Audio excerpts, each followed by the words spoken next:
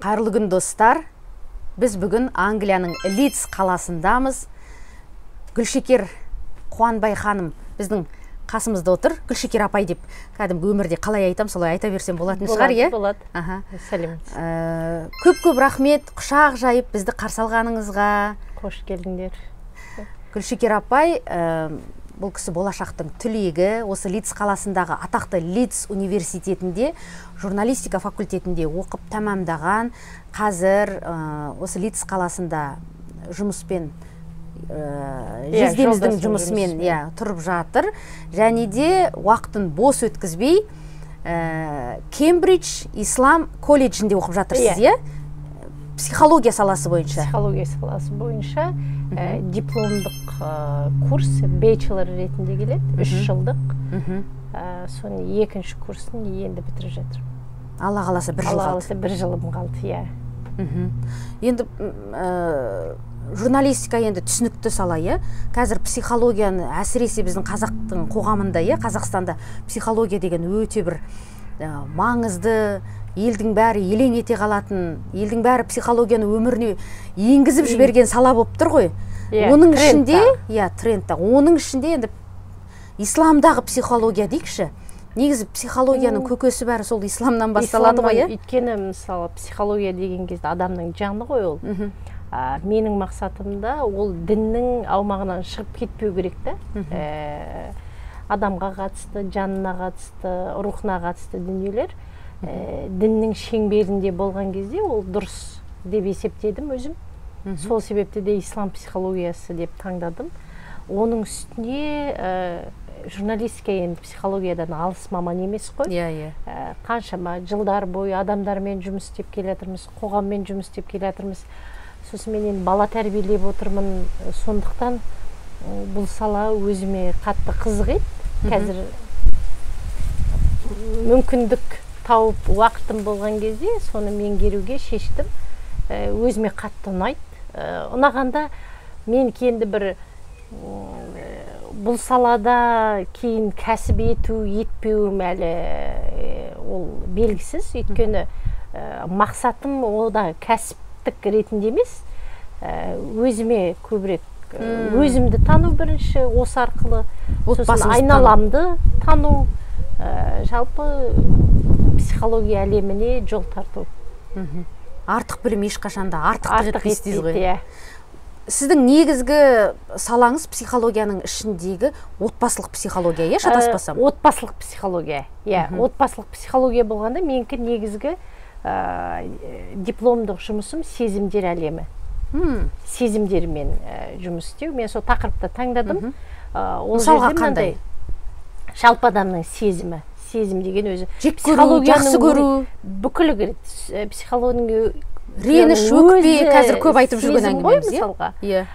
Бізде мынандай ғой, бәр нәрсені біз бір қалыпқа салып тастадық та, белгілі бір қалыпқа салып, пішіп, кесіп тастадық. О жерге сезім қоспасаң, ол болмайды, өйткені адамның өзі сезімнен тұрады да. Рух деген ол сезім, мысалға. Жаңағы иман келтірген кезде де, не дейді, ауызбен айтып, жүрекпен бекіту. Сезімді қоспасаң, ол қабылданбайды, мысалға. Сол сияқты. Саналы түрде қабылдау. Саналы түрде қабылдау, оны сезіну. Ал егер сіз саналы түрде қабылдап, оны сезін алмасаңыз, ол ақпарат болып қалады. Ол ілім-білім емес, мысалға. Тіпті тамақтану. Біз 3 уақыт тамақтану, 4 уақыт тамақтану деп бір кесіп пішіп алдық қой. Бірақ Алла тағала бізге берген ғой оны интуиция. Қарны ашу деген сезімді берген. Біз қарнымыз ашқан кезде тамақтануымыз керек, негізі. Сезім арқылы да. Ал біз оны ақылға сүйіп жібердік та. Көп дүниені ақылға сүйуге келмейді, өйткені сезім қосылмаса, ол жерде ол жарым қалады да. Ақыл мен сезім бірге жүру керек. Сол тұрғыда мен сезім дегенді көп алға тартам, жаңағы дипломдық жұмысымды да сезімдер әлемі деп таңдадым. Бұл тұрғыда негізі Абай атамыз көп айтқан ғой. Көп айтқан. Ақыл, қайрат, жүректі бірдей ұста. Бірдей ұста. Сонда толық боласың елден бөлек дейді, иә? Ақылды айтады, қайрат деген бұл жерде күш жігер. Ерік жігер ме? әлде күш жігер адамның? Күш жігер. Біз ақыл туралы көп айтамыз да, мысалға қараңызшы, сіз бір Құдай сақтасын, енді жаман жолдағы ұрлықшы дейге, мысалға, немесе қазіргі IT хакерлер дейге, оларды ақылсыз деп айта алмайсыз ғой. Ақылды, олардың білімі де бар, сол саланы ығжығына дейін меңгеріп тұр. Бірақ о жерде жетпей жатқан не? Жақсылық сезімі жетпей жатыр да.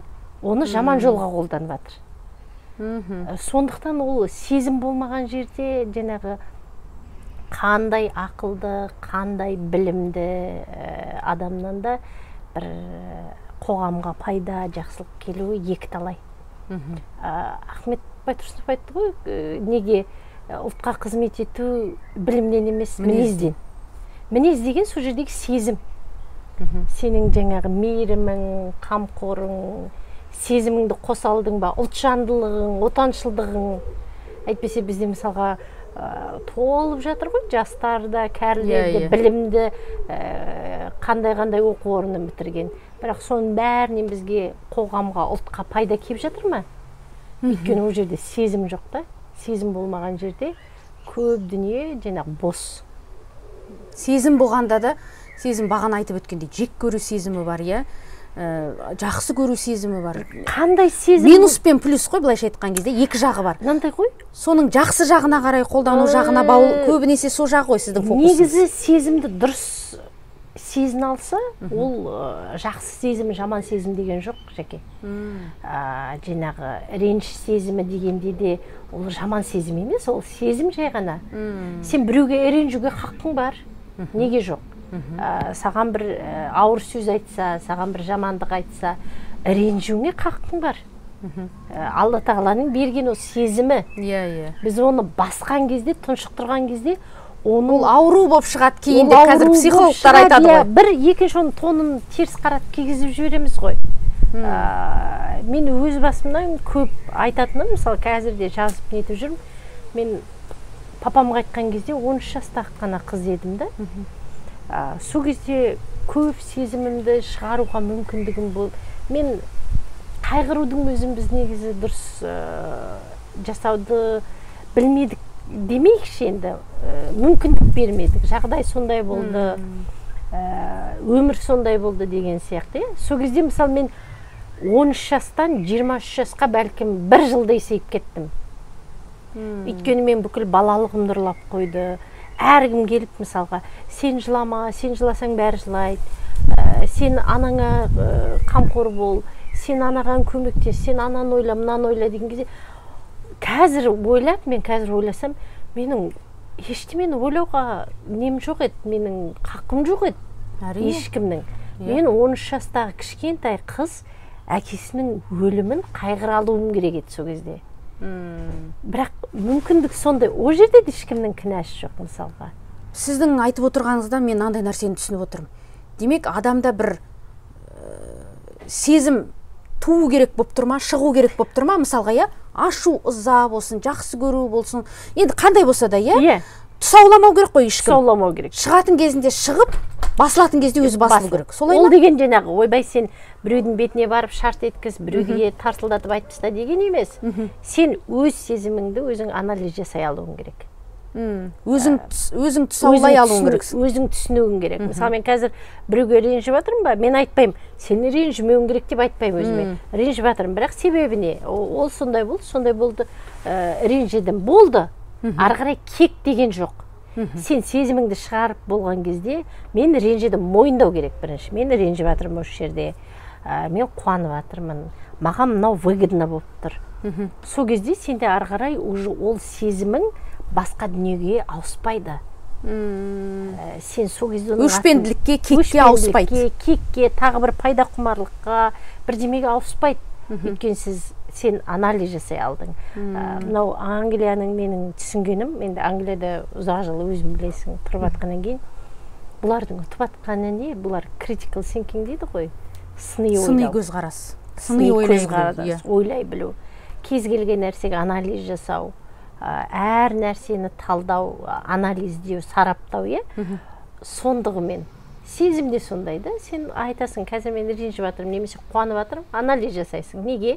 ар жағында. Мысалы мен қазір осы психологияны оқығаннан кейін бір балаларға да ашуланған кезде кейде өзім практиковать еттім, және соған өзім қуандым да қатты. Мен мысалы кейде ашуланып бірдемені айтып тастаймын да, сосын кейін айтамын, Абдулла, негізі менің ашуым саған болмаған. Кешір, мен басқа бір жағдай болды, мен соған ашуланып тұрдым да, бүкіл ашуымды сенен шығарып алдым. Мен жаман сезімдерімді саған аударып тастадым, кешірші деп, мен кешірім сұрай аламын қазір. Бірақ бұрын ол менде жоқ еді. Бірақ осы психологияны оқығаннан кейін сосын мен оны түсіндіңіз. Түсіндім. Ауыр болса да өзіме практикаға кіргіздім. Былайша айтқанда өзім үшін керек болған өз өміріме соны қолданып жатырмын дейсіз ғой. Қолданып жатырмын. Сосын мысалы кейде жаңағы ұлыма да немесе күйеуіме де Бекке де айтамын, мен қазір шыным келіп тұр, маған жоламай ақ қойыңдаршы деймін да. Қазір бүкіл немді сендерден шығарып алуым мүмкін. Мен күндіз шаршап келдім, тағы бірдеме болды, біреумен ұрсысып қалдым деп айтам. Өйткені жаман немді шашқым келмейді да мысалға. Сосын балалар мынау құшақтау деген әлемді айтып жүр ғой бәрі. Мен қазір соны практиковать еттім. Мысалы балалар бірдемеге бұлқанып жатса, келші деймін, мен кішкене алайын, сен неге ашуланып тұрсың деп құшақтаймын. Байқасаңыз ол кетеді балада. Сосын кейін ол жай ғана бір-екі секундтық емес, ол біраз тұру керек, құшақтап. Мен енді ондай біраз тұру керек дегеннен нетпеймін, жай сұраймын, құшақтаймын да. Не болып жатыр? Давай, айтқың келмесе айтпай-ақ қой. Мен сен кішкене ашуыңды алайын деймін да. Анау ашуыңды маған берші деген қазақтың сөзі бар ғой. Сол ғой. Бүйтіп тұрасында балаға мысалға құшақтасу арқылы. Иә, мен ашуың неге ашуланып жатсың? Давай мен кішкене алайын ашуыңды, окей. Айтқың келмесе айтпай-ақ қой. Бірақ алайын кішкене дейсің, ол жеңілдеп қалады кәдімгі. Негізі кәдімгідей бір бала, екі бала мысалы ойыншыққа таласып қалса да, жыласа да, төбелесіп қалса да, сол баланы құшақтап жіберсеңіз басылып қалады ғой. Тура сондай недер. Сол мен жаңағы сезімнің көп рөлі бар дегенге өзім инандым. Соған зерттеуге өзіме қызық енді осы салада. Бұл тақырыпты таңдағаныма қуанып отырмын дейсіз ғой былайша айтқанда. Тура дәл керек кезінде. Дәл керек кезінде. Өйткені мен бала өсіріп жатырмын, білесіз, ұлдар өсіріп жатырмын. Мен өзіме әйел адам болғаннан кейін әйел мен еркек мысалға екі басқа шыны керек. Түсіну кез келген адамды түсіну мүмкін емес жадыра. Өйткені оның өмірі басқа, сезімі басқа, ситуациясы басқа, жағдайы басқа, бәрі әсер етеді. Сондықтан мен тек қана түсінуге тырысам. Бізде мысалы бір нені әңгімені айтқан кезде мен сені түсініп тұрмын деп айтамыз ғой. Кейін соны түсіндім. Ол дұрыс емес, мен түсіне алмаймын ол адамда. Мүмкін емес, мен күйеуім түсіне алмаймын. Мен айтамын күйеуіме мысалға, мен сені түсінуге тырысамын деймін. Сен егер маған айтсаң, қалағаныңды айтсаң, өйткені әр адамның ішіндегіні білуші бір Алла ғой, біз біле алмаймыз. Біз тек сезін аламыз, жақсы сезім, жаман сезім, эмоция. Екеуін ғана сезе аламыз да. Күшті нәрсе айтып басқа жақтайды білмейміз.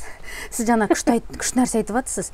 Қазір бізде көп дүние сол бір-бірімен түсініспеушіліктен шығады ғой, Қазақстандағы ажырасу мәселесі, отбасылық кикілжің, әлеуметтік теңсіздік, ақшаның жетіспеуі деген дүниенің барлығы осы сезімді сыртқа қарай бұрқылдатамыз да, бірақ бір-бірімізбен түсініспегеннен шығады ғой, Сіз енді Алла қаласа бір жылдан кейін бітіресіз. Болашақ отбасылық исламдағы психолог мамансыз дейікші, осындай дүниені отбасындағы кикілжің болсын, басқа түсініспеушілікті шешу үшін не істеуге болады?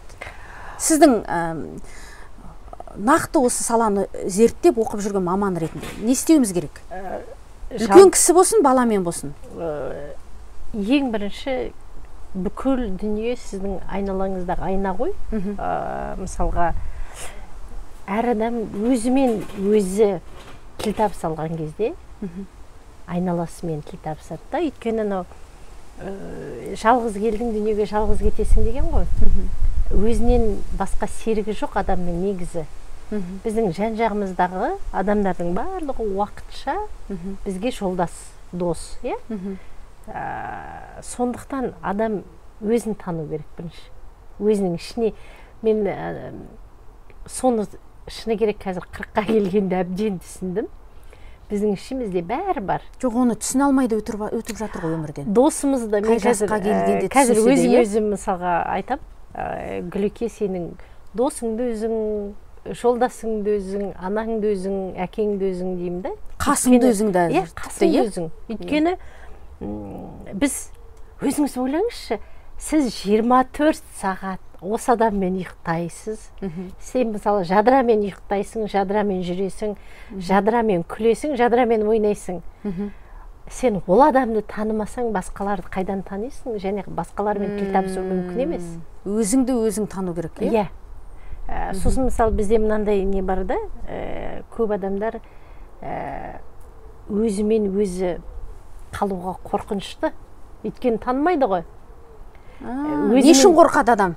Мысалы, қараңғылықтан қорқам дейді. Демек ол өзін өзі танымағаннан қорқа ма? Танымағаннан қорқады. Өйткені ол танымайтын адаммен қорқынышты ғой. Ішінен не шығатынын білмейді, ішінде не бар екенін білмейді. Жалғыз саяхаттауға қорқады көп адам. Иә. Жалғыз отырып бір шай ішуге қорқады. Жалғыздықтан қатты қорқады адамдар. Иә. Бірақ жалғыздық деген жалғыз емессің ғой сен. Иә. Сенің рухың бар, сезімдерің бар, ішіңдегі өзің бар. Сосын Гүлшекер апай, біз ана көп дүниені самооценка дейміз ғой, өзін өзі бағалау деген осы ғой, иә? Бағалау деген осы. Өзіңді өзің бағаламайсың, самооценкаң төмендеп кеткен деген сөз бар, иә? Қазақта мына бір нәрсе, жаңа сіз айтып отырғаннан кейін есіме түсіп жатыр. Өзіңді өзің сыйласаң, жат жанынан түңілер. Демек сен өзіңді бағаласаң, өзіңнің бағаңды біліп, өзіңді танысаң деген мағынада ғой, иә? Оны мынандай қылып шығарып жіберді да қазір, Шәке, мысалға көп психологтардың айтатыны. Сен өзіңді құрметте, қымбат киім алып ки. Материалдыққа тақ алып кетті оны. Ол емес ол.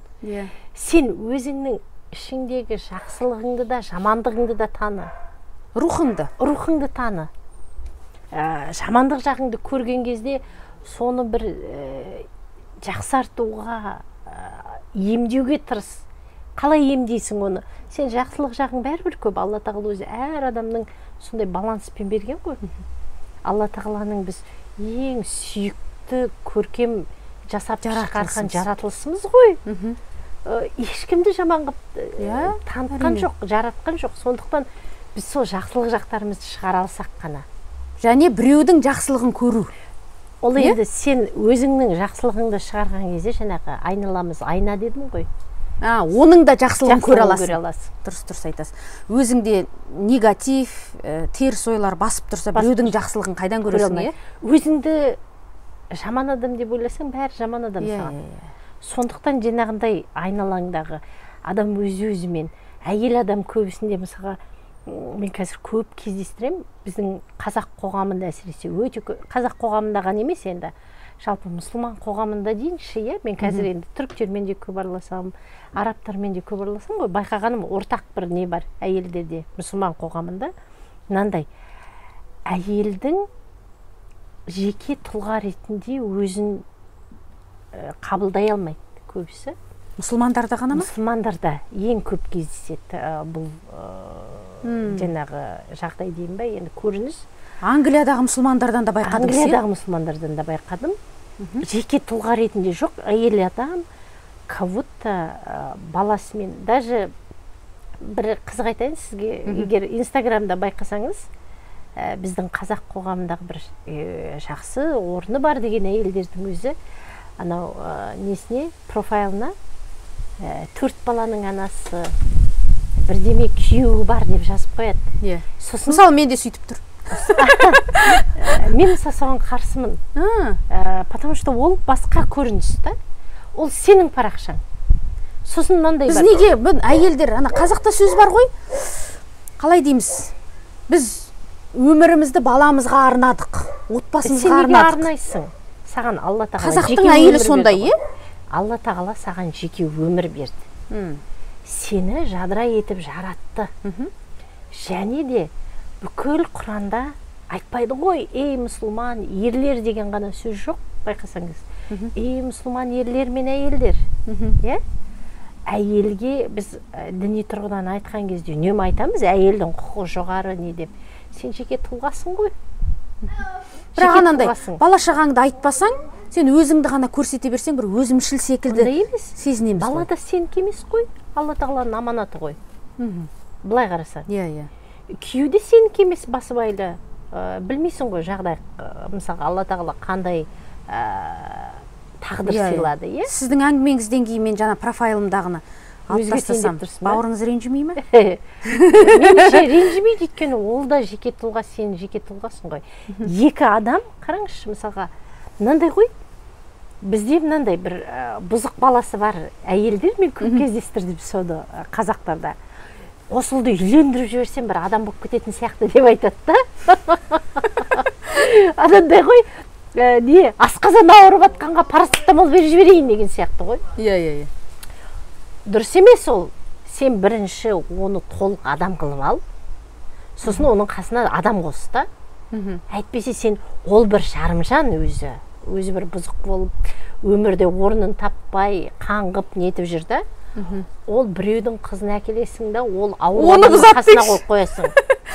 Иә. Сосын айтады еще, на, келін де бұған жақсы келмеді. На, бала өзгермеді деп қояды. Ешкімді өзгертпейді жадыра. Партнер деген сөз сол ғой. Серігің, жол серігің, жан серігің, жан жолдасың. Сол қатар жүріп отыру керек. Абай тағы айтады, иә? Мінезің өзгермейтін адамның тілін кесерем. Демек, өзін өзгерту керек қой адам. Өзін ғана өзгерт. Ешкімді өзгерте алмайды, тек қана өзін өзгертеді, сосын екі адам қатар жүріп отыру керек. Ненің екі жағы сияқты ғой таразының. Иә. Біреу ауыр тартып кетсе болды, ол жүйе ғой, бұл Алла тағаланың жасап қойған. Гармония. Бұзылады. Жаңағындай ғой, әйелдер мысалға профайлына бәленшенің әйелі деп жазып қояды, гүлдің суретін қойып қояды. Күшіктің, мысықтың суретін қойып қояды да. Сен жеке парақшаңа сонда мысықтың суреті лайық деп санап жатсың ба? Сосын мен мысалға өз басым гүлдің, мысықтың, күшіктің суреті тұрғандардың достығын қабылдамаймын, өйткені мен серьез қабылдамаймын оны. Мен өйткені ол адамның аты тұрса, соның көруім керек кім ол. Болды. Мысалға, болды. Кімдігі? Кімдігі? Identity дейді ғой оларда. Identity. Жаңағы жеке куәлігі. Иә. Сондай. Өйткені біз опять балаларға қатты ауыртпалық артып жүреміз осы арқылы, жәке. Біздің қоғамда өте көп кездеседі, ол балаларға айтамыз, мен 4 баланың анасымын, мысалға, бәленшенің анасымын деп аламыз да, ол балаға ауыр. Сосын айтамыз, мен сен үшін, өйткені біз өмірімізді сол балаға арнап тастадық та. Жауапкершілікті мойнына іліп тастаймыз ба сонда? Ол бала міндетті емес. Сосын аламызда, мен сен үшін күн түн жұмыс істеп жатырмын. Міндетсу. Сен үшін сөйтіп жатырмын, мен қаңғып жүрмін дейсің. Балаға ол керек емес, жәке. Сен 24 сағат жұмыс істегенің де керек емес, оған өміріңді арнағаның да керек емес. Ол оның таңдау емес, сенің таңдау. Істемек қой, істегің келмесе дейсіз ғой. Баланың қасында, балаға не керек білесіз ба? Просто күліп қасында отырсаң болды, жеткілікті ол қасында болсаң. Махаббатыңды шашсаң, сол жеткілікті. Ол сенен сұраған жоқ қой. Мен қазір өзіме де кейде бізге қанымызға сіңіп қалған ғой.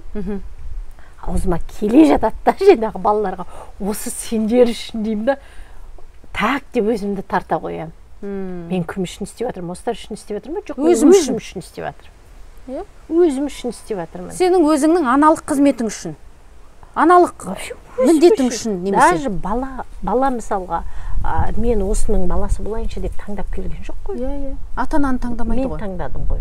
Мен бала тапқым келді. Мен семья құрғым келді. Менің шешімім да ол. Менің шешіміме олар жауапты емес. Енді мынандай нәрсе бар ғой. Жалпы адамдық тұрғыда да бар. Шариғатта да бар. Ата-ананың баланың алдындағы міндеті және баланың әке-шешенің алдындағы парызы деген. Бұл нәрсе ше. Жаңағы, бірақ міндет пен парыз бөлек дүние енді. Бірақ соның арасын ажыратып берсеңіз. Баланы 18 жасқа дейін дейік, және мысалы, 16 жасқа дейін, Англияда мысалы 16 жасқа дейін ғой, 16 жастан кейін өздері жұмыс істей алады, құқықтары бар. 16-17 жасқа дейін сен просто оған ата-ана бол. Ештемені міндетсіме. Ата-ана болду деген не? Ол опять біз балаға Гуччи кигізудің қажеті жоқ жадыра. Әрине.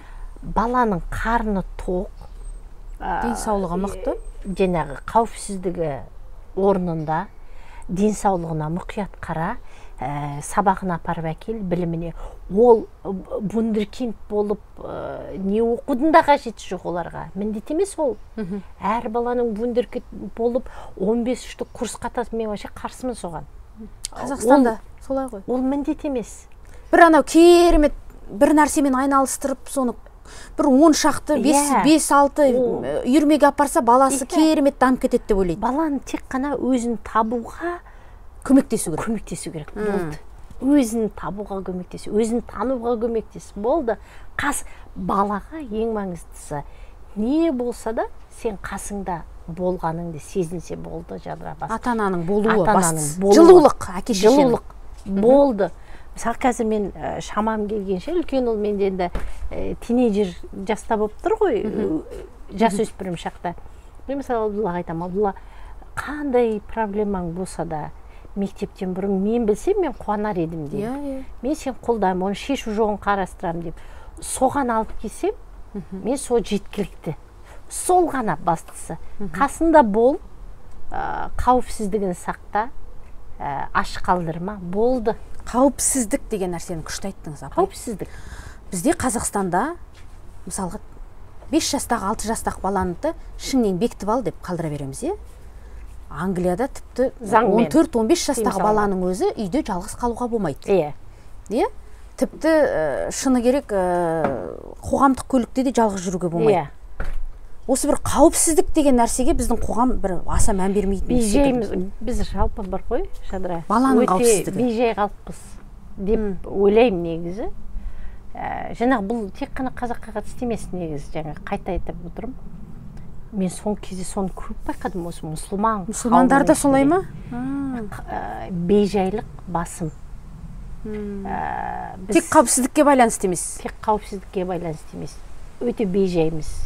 Бейжайдың салдары өте үлкен, өте жаман салдары бар, себептері бар оның. Мысалға, семьялық, отбасылық қарым-қатынаста да өте бейжай қалыппыз. Не болыпты?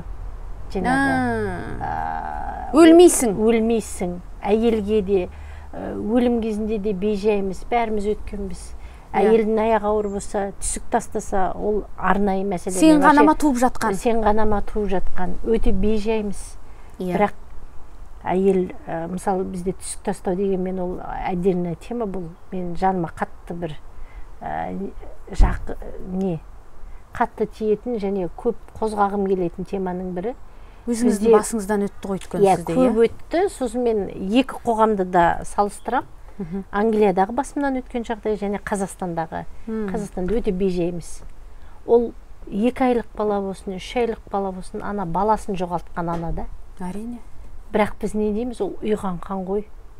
Өте бейжай қалыппыз. Ананы бір бала құрлы қарамаймыз. Дұрыс айтасыз, апай. Ол тағы да жинақ сараптаумен критикалық ойлауға келеді ғой, сыни ойлауға. Сен ананың сезімін сараптамай тұрсың, басынан өтіп жатқан жағдайын сараптамай тұрсың, сондай да. Сол бейжайлықтың салдары көп тартып жатырмыз ғой қазір біз. Менде де бір, енді, ләйлімге аяғым ауыр кезде осындай нәрсе болды. Менде киста болды. Сол кезде маған кәдімгідей енді Қазақстандағы ең атақты деген емханадағы 12-ші емхана ғой, Алматыдағы, соның гинекология бөлімінің меңгерушісінің айтқаны. Операция жасау керек. Мен айтам, ішімдегі балама зияны келмей ме десем, жассың ғой, балаңды ойлама, өзіңді ойла дейді. Сонда ана балаға гарантия бермей тұр, былайша айтқанда. Балам түсіп қалуы мүмкін, іште шетінеп кетуі мүмкін. Енді ол кезде бір 20 апта ма сондай болды мысалға. Ана бала құрлы көріп тұрған жоқ. Біздегі адами. Ал енді Англияда мысалы мен ерте босандым ғой, 4-5 ай болған кезде босандым. Сол кезде кәдімгі больницадан тартып, полный маған көмек, қолдау. Баласынан айырылған ана ретінде қолдау жасады. 2 ай бойы психологымен біздің баламыз жаңағы жерлеуге, орнын бөлу, бүкіл ешкім айтқан жоқ жаңағындай. Кішкентай бала ғой, қаласыңдар көме салыңдар деген жоқ. Бүкіл ана жерлегеннің өзінде кәдімгі бетонмен үлкен адам сияқты полный процедурадан өткізді. Ал сізге сол кездегі сондай жағдайды басынан өткізген адам ретінде жүрегіңізге бір медеу болды ма? Болды. Ол өте үлкен процесс екен. Мен бұрын түсінбейтінді Қазақстанда. Мен неге сонша ауыр өткіздім осының бәрін деп. Англияда мен жеңілірек өткіздім. Акас соның бәрі жаңағындай процесс екен. Даже шала туған кішкентай баланың өзін киіндіріп, дұрыстап алып келеді сізге қоштасуға. Англияда. Қасыңда болсын, өліп қалған баланың өзін, жаңағы қалаған уақытыңша сен қасыңда болсын деп айтады. Ал сіз бұл жақта былай ма екен? Өйткені менің де бір балам шетінеп кетті ғой, Ләйлімнің алдында. Сол кезде шек қарының бәрін ашып тексереді ғой бізде. Жоқ, рұқсатыңсыз. Бұл жақта сөйте ме екен? Жоқ, рұқсатыңсыз ештеңе істемейді мұнда. Сіздің көңіліңіз, жүрегіңізді қозғап жібердім бе? Кешіріңіз. Мен де бір сол жаққа кішкене оралайын деп отырмын да негізі. Ол тема мен енді не деуші еді да жанымның. Өйткені мен Қазақстанда да 3-4 рет өткіздім ғой басымнан. Өте ауыр өткіздім мен бәрін. Бірақ Англияда мен таңғалып қалдым да, мен кішкене жеңілірек өткіздім. Сөйтсем, акаса ол процестің бәрін өткізуің керек екен басыңнан. Сол кезде жаңа қайғырық уақыт беру керек, бала мен ананың.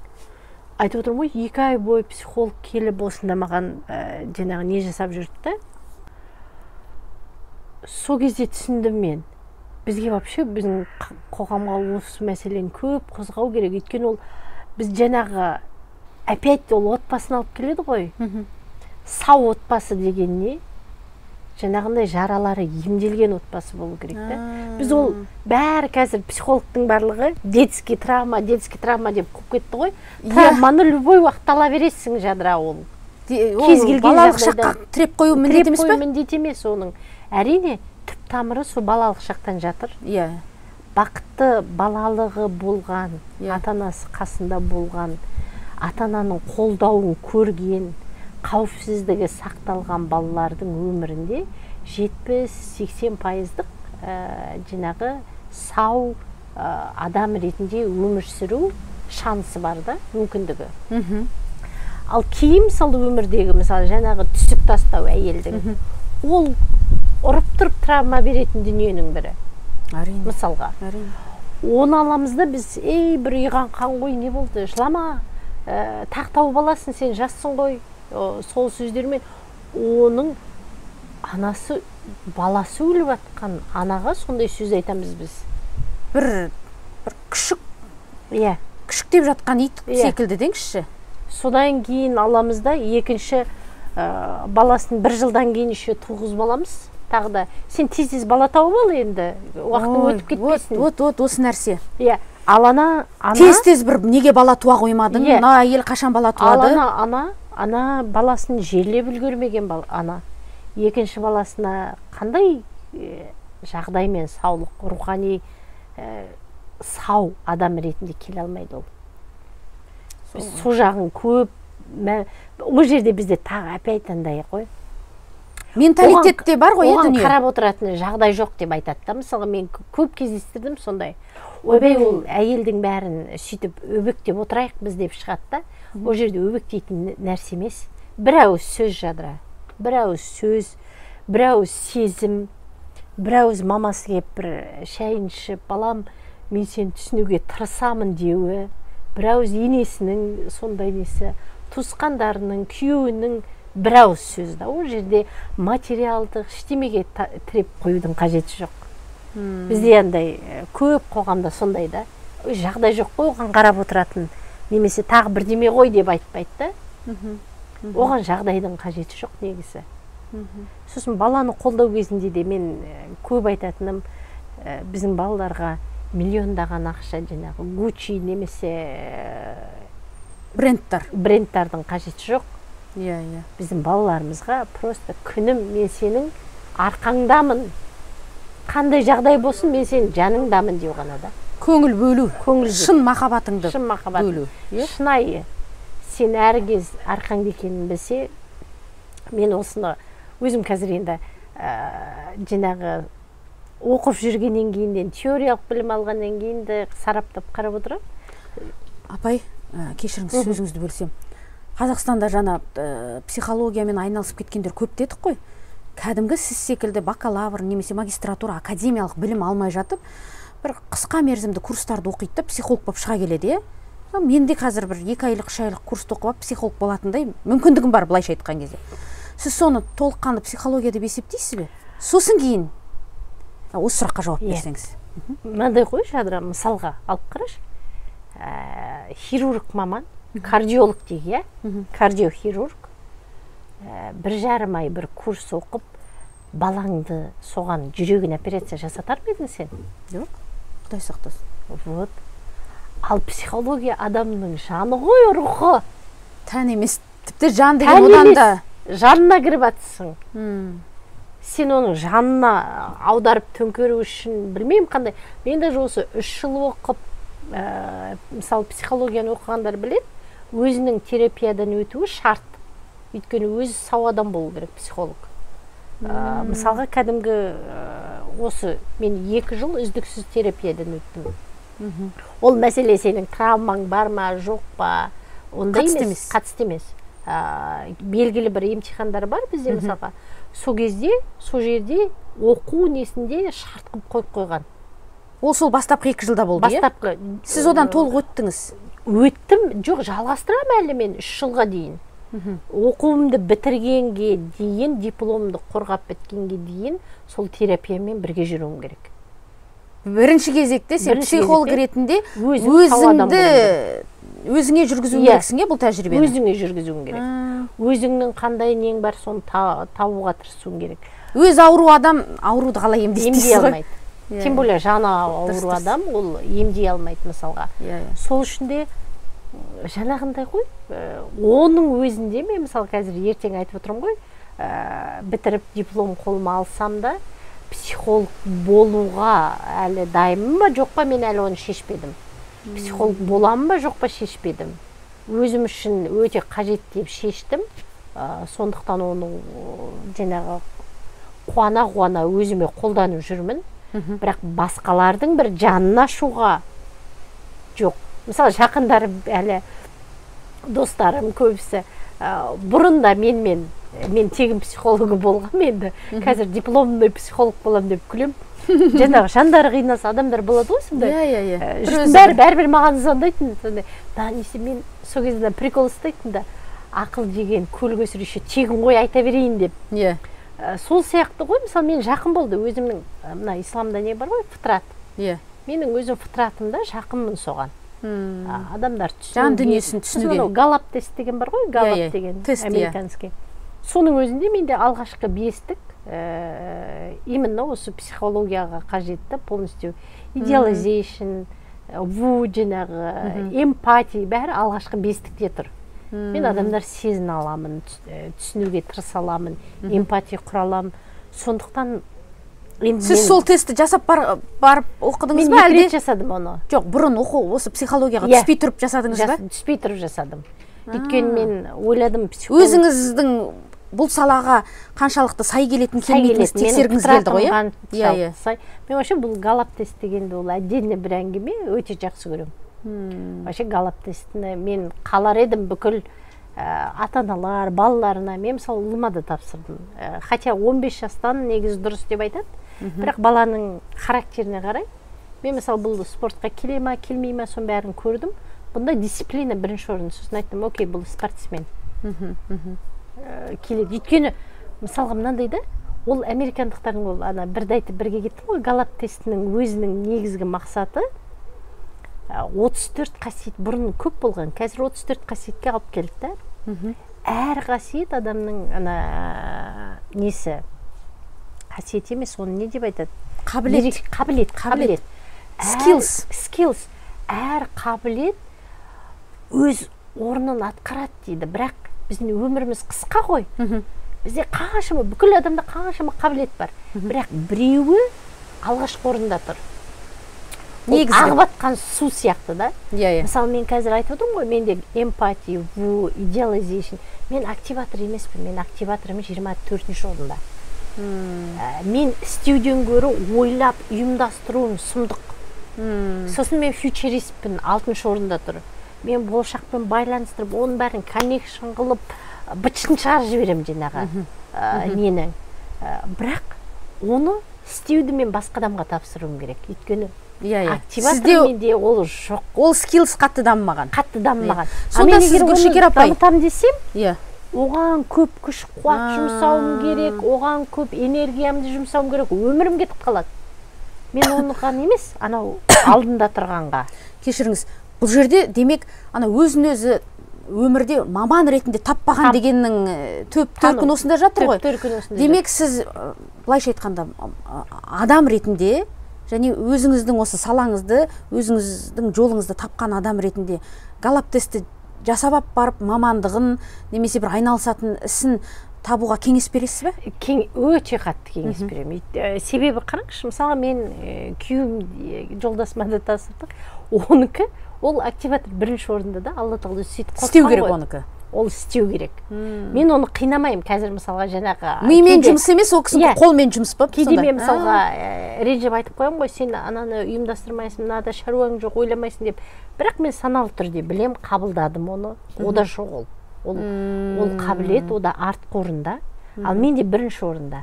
Значит, мен ойлаймын, мен жоспар жасаймын, жолдасым атқарады оны.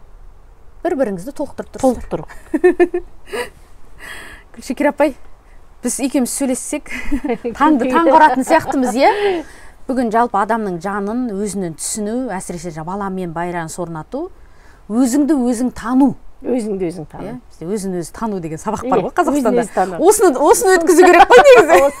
Осыны қою керек қой негізі. Сол жағынан кәдімгідей мен өзіме сабақ алып отырмын, шыны керек. Енді біздің көрермендеріміз де алып отыр деп ойлаймын. Көп-көп рахмет, апай. Алла разы болсын. Осы біліміңіз қайырлы білім болсын сізге. Әмин. Тек өзіңізге ғана емес, өзгеге де ақыл кеңес бере алатын деңгейіңіз бар, болады деп ойлаймын. Сондықтан Англиядағы өміріңіз, алдағы уақытта Қазақстан үшін қызмет ететін болсаңыз, онлайн платформалар керемет дамып кеткен ғой енді. Бұл жақта отырып та жасай аласыз. Сондықтан сәттілік тілеймін. Жақсы, рахмет. Аман болыңыз. Сіздерге де сәттілік. Алланың амандығында болыңыз. Әмин.